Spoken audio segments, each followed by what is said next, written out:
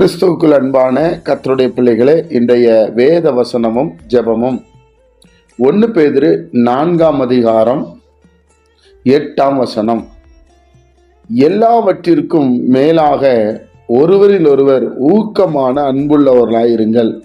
அன்பு திரளான பாவங்களை மூடும்.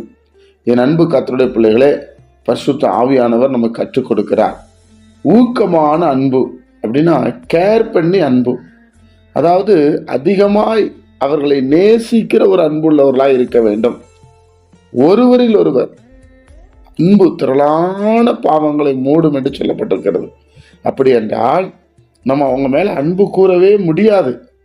அவங்க நம்மளுக்கு அவ்வளவு துரோகம் பண்ணியிருப்பாங்க, அவ்வளவு கஷ்டப்படுத்தியிருப்பாங்க, சான்ஸே இல்லைங்க. அவங்ககிட்டலாம் நான் பேசவே மாட்டோன்னு சொல்றேன் பார்த்தீங்களா? அப்படிப்பட்ட நபர்கிட்ட ஊக்கமான அன்பு கூர்ந்தீங்கன்னா அந்த பாவத்தை எல்லாம் நீங்க மூடிடுவீங்கன்னு சொல்லி வேதம் சொல்லுகிறது.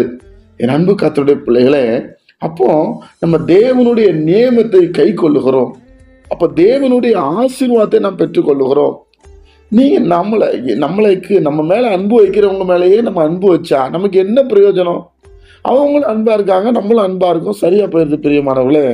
அதனாலதான் இயேசு கிறிஸ்து சொல்லும் போது சொல்லுவாரு, நீங்க நீதிமானுக்கே நீங்க செஞ்சிட்டு இருந்தா, நன்மை செஞ்சவங்களுக்கே நீங்க நன்மை செஞ்சா என்ன பிரயோஜனம்? தேவனுடைய பிள்ளைகளே, ஊக்கமான அன்பு கூறுங்கள். அப்படின்னா பாருங்க, பேதுருவை கொண்டு சிறைச்சாலையில் போட்டிருந்தாங்க. சபையாரெல்லாம் ஊக்கமா ஜெபித்தாங்க. எல்லாம் ஒருமனப்பட்டு நம்ம பேதுருவுக்காக ஜெபிப்போம், பேதுரு சாகக்கூடாது, பேதுரு இயேசுவின் நாமத்தில் வெளியே வரணும் ஜெபிச்சாங்க. தூதன் போனாரு. அப்போ நம்மளும் தேவனுடைய பிள்ளைகளே அன்பு கூறுவதில் ஊக்கமான அன்பு கூறணும். இயேசு கிறிஸ்து இஸ்ரவேல் ஜனங்களுக்கு மட்டுமா மரிச்சாரு? இல்லை, யாரெல்லாம் அவரை விசுவாசிக்கிறாங்களோ அத்தனை பேருக்காக அவர் மரித்தார். அவரை யாரு நம்புறாங்களோ அவங்க விடுதலையாக்கப்படுகிறாங்க. தேவனுடைய பிள்ளைகளே, அதே போல நம்மளும் எல்லாவற்றிற்கும் மேலாக ஒருவரில் ஒருவர் ஊக்கமான அன்புள்ளவர்களாக இருங்க. அவங்க எனக்கு பிடிக்காது, அதனால அவங்ககிட்ட பேச மாட்டேன், அவங்க எனக்கு செட் ஆக மாட்டாங்க, அவங்ககிட்ட பேச மாட்டேன். அப்போ உங்களுக்கு என்ன அன்பு இருக்கு? உங்களுக்கு என்ன பாசம் இருக்கு? அப்போ நீங்களும் நானும் பரலோகராஜ்யத்தை பெற்றுக்கொள்ளவே முடியாது. நீங்க ஒதுங்கி நிற்க முடியாது. நீங்க கர்த்தருடைய பிள்ளைகளை அன்பு கூறுவதில் ஊக்கம் இருக்கணும்.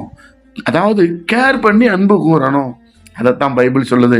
அப்படி நாம் செய்தால் தேவனுக்குரியவர்களாய் மாறுகிறோம், தேவனுடைய ராஜ்யத்துக்குரியவர்களாய் மாறுகிறோம். இயேசு சொன்ன ஒரு சில காரியங்களிலே நாம் பின்பற்றுவர்களாய் மாறுகிறோம். ஜெபிப்போமா. பரிசுத்த பிதாவே, உம்முடைய குமாரன் இயேசுவின் நாமத்தில் வருகிறோம்ப்பா. எங்களுக்கு சிலர் மேலெல்லாம் ஊக்கமான அன்பு கூற முடியலை ஆண்டவரே. நாங்கள் பழைய காரியத்தை சொல்லி தப்பித்து கொள்ளுகிறோம் இல்லைப்பா. ஆனால் நாங்கள் அன்பு கூறணும். நாங்கள் அன்பு கூறும் பொழுதுதான் தேவனுடைய ராஜ்யத்தை சுதந்திரத்தை கொள்வோம். இந்த பாவங்களை எல்லாம் மூட முடியும் சுவாமி. ஆண்டவரே, அன்புள்ள இருதயத்தை எங்களுக்கு தாங்க, அன்பு காட்டுற இருதயத்தை எங்களுக்கு தாங்கப்பா. சமாதானத்தை தாங்க. கேட்கிற ஒவ்வொரு பிள்ளைகளையும் ஆசீர்வதிங்க.